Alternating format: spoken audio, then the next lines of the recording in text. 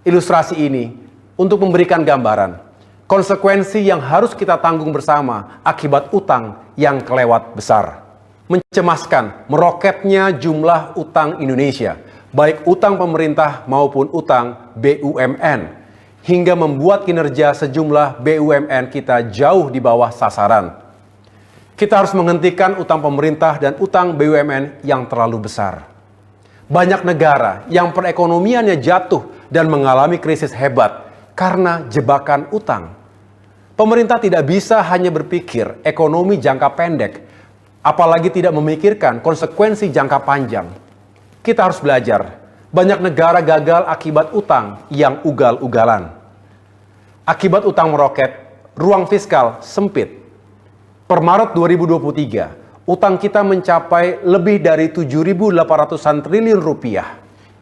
Porsi APBN untuk membayar cicilan dan bunga semakin besar.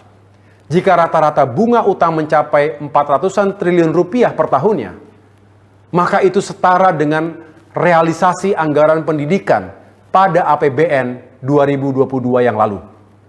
Itu baru bunga, belum cicilan pokoknya. Bayangkan, bisa jadi apa bunga utang 400 triliun rupiah itu? Jika biaya kuliah mahasiswa hingga lulus tingkat sarjana, baik pendidikan dan biaya hidup per orang mencapai 200 juta rupiah, maka kita bisa menguliahkan 2 juta orang pelajar ke kampus-kampus terbaik di Indonesia.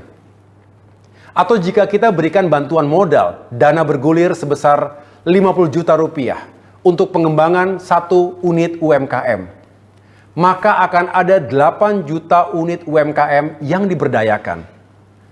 Jika 1 unit UMKM menyerap 5 hingga 10 pekerja, maka tercipta 40 hingga 80 juta lapangan pekerjaan.